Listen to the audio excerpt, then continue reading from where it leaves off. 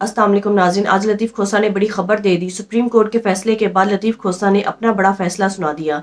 लतीफ़ खोसा ने पीटीआई में बाकायदा शमूलियत का ऐलान कर दिया और उन्होंने ये भी बताया कि मेरे बेटे पीटीआई की टिकट पर इलेक्शन लड़ेंगे। लतीफ़ खोसा ने निगरान सेटअप और इलेक्शन कमीशन की खूब बैंड बजाकर रख दी।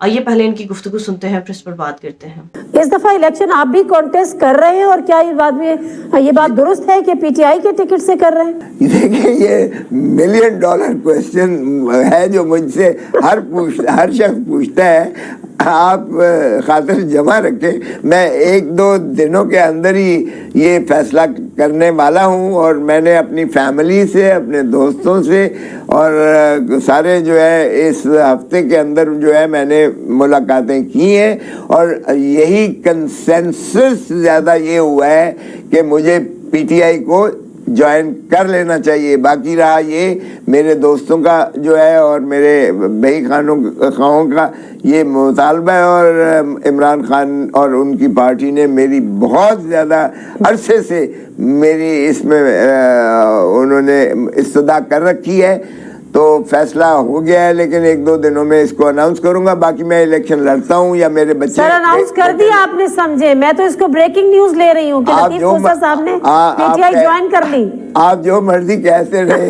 फॉर्मली अनाउंस मैंने सिर्फ आपके प्रोग्राम पर मैंने आपको ब्रेकिंग न्यूज या खबर दे दी है, लेकिन ये फैसला प्रेस कॉन्फ्रेंस में मैं 1-2 दिनों में करके इंशाल्लाह।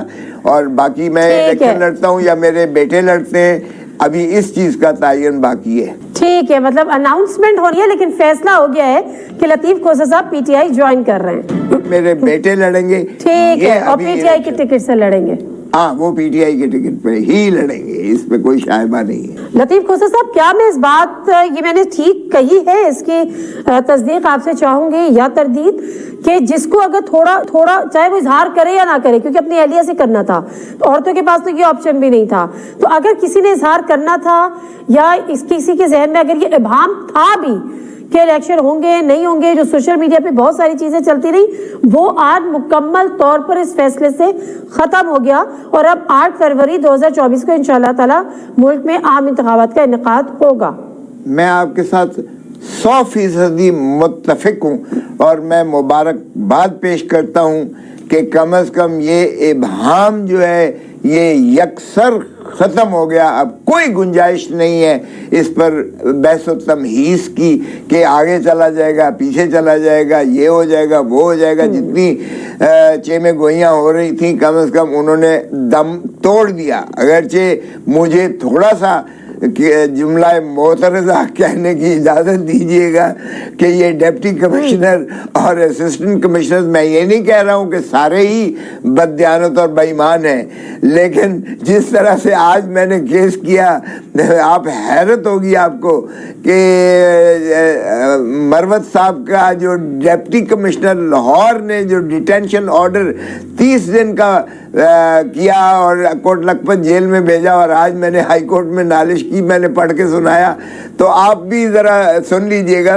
उसमें उन्होंने कहा कि अगरचे ये सुबह तशरीफ़ लाए हैं मौसूफ KPK से लाहौर में, और ये सीनियर वकील है और PTI के ये एक सीनियर रहनुमा है, लेकिन इनका पोटेंशियल टू क्रिएट डिस्टर्बेंस है, यानी इनकी सरिश्त में कुछ इस तरह का है कि ये अमन आमा में खलल अंदाजी कर सकते हैं। यार मुझे बताओ कि इस तरह से अगर आप डिप्टी कमिश्नर साहब अंधे होकर और किसी की डिक्टेशन लेकर, या इस तरह से केयर टेकर गवर्नमेंट है, और वो बीबी जो डिप्टी कमिश्नर है वो भतीजी या भांजी है chief minister care taker chief minister की अजीजा है, वो इस तरह का ऑर्डर करें, तो मुझे बताएं अगर इनके जिम्मे ऐसे डिप्टी कमिश्नर और ऐसे कमिश्नर हों, जो एक सीनियर लीडर आता है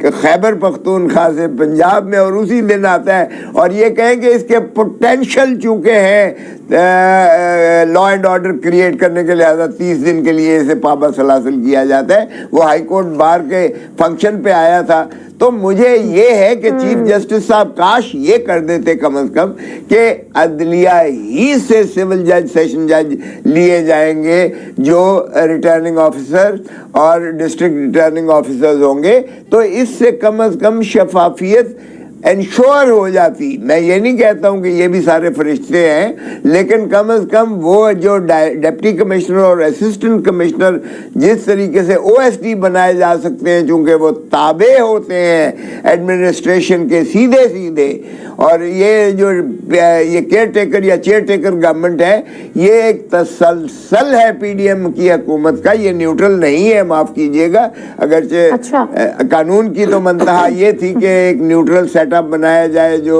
الیکشن کی شفافیت کرے، مگر آپ نے دیکھ لیا کہ یہ بالکل بائسڈ اور یک طرفہ اور تسلسل ہے اس پہلی حکومت کا، اور انہوں نے کوئی کسر روا نہیں رکھی ہے کہ ایک پارٹی کو انہوں نے دیوار سے لگا کر اور تمام ان کے جو ہے کارکنوں کو اندر کرنے کی قسم کھا رکھی ہے۔ کیونکہ کہا یہ گیا کہ جو میئر نیازی صاحب ہیں، انہوں نے ایک تو وہ توہین عدالت کے مرتکب ہوئے، تو اس کو بھی ہم سمجھنا چاہ رہے ہیں۔ دوسرا، کیا اس سازش کا بھی اس سے پتہ چلتا ہے، بو آتی ہے کہ پی ٹی آئی جو ہے وہ الیکشن آگے کروانا چاہتی ہے؟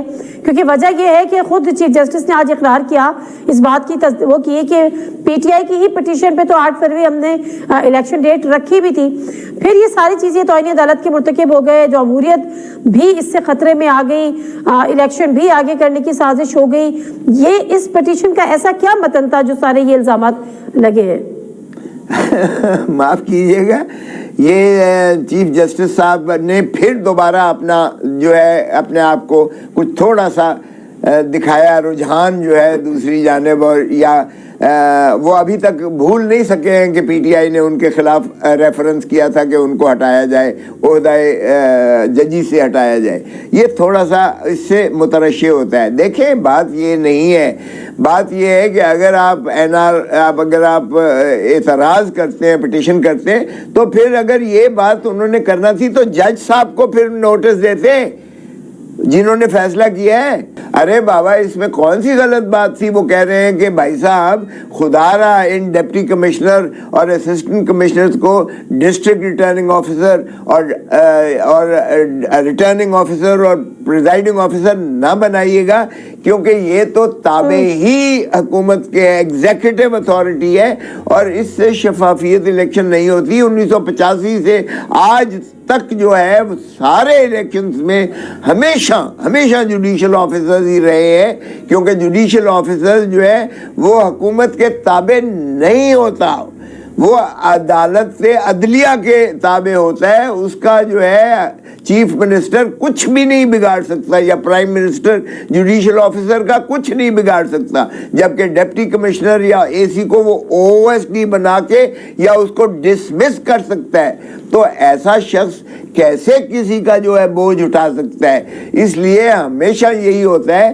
کہ ڈسٹرکٹ ریٹرننگ آفیسر یا ریٹرننگ آفیسر یا پریزائڈنگ آفیسر وہ ہونا چاہیے جو ایگزیکٹو کے تابع نہ ہو، تاکہ الیکشن کی شفافیت میں کسی قسم کی دخل اندازی نہ ہو سکے۔ اور یہی ڈپٹی کمشنر، اسسٹنٹ کمشنر یا جو بھی ہے، یہ جس طرح سپریم کورٹ نے کہا کہ سارے بے ایمان نہیں ہوتے، اللہ کرے کہ یہ خدا کو حاضر ناظر جار کر دھرتی ماں کی خدمت کرتے ہوئے یہ شفاف الیکشنز کرائیں، تاکہ ریاست کا وجود جو ہے عوام کے صحیح نمائندوں کے ذریعے ان کو ملکیت ملے اور ان کو حق حکمرانی ہو، ورنہ پاکستان تباہی کے دہانے پر جائے گا اور اس کا کوئی پرسان حال نہیں ہوگا۔ ناظرین، نگران حکومت اور پی ڈی ایم کے جو پسندیدہ ڈی سی اوز ہیں، الیکشن کمیشن نے الیکشن کروانے کے لیے انہیں ریٹرننگ آفیسرز کے طور پر منتخب کر لیا ہے۔ کیونکہ ڈی سی اوز حکومت کے ماتحت ہوتے ہیں، اس لیے ان کا یہ ذہن ہے کہ اپنے پسندیدہ بیوروکریٹس کو ریٹرننگ آفیسر کے طور پر لگانے کے بعد یہ خوب دھاندلی کر سکیں گے،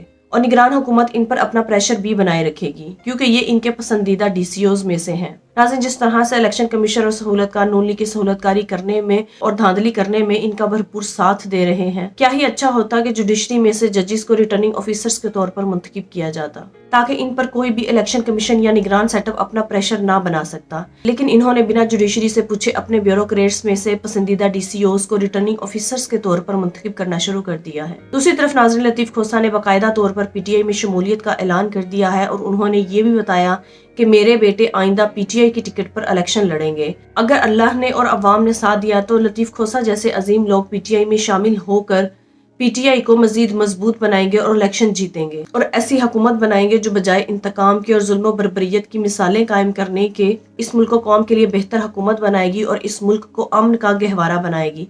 नाज़रीन, आपकी इस बारे में क्या राय है? कमेंट में जरूर बताइएगा। अगली वीडियो में मिलते हैं, तब तक के लिए अल्लाह हाफिज।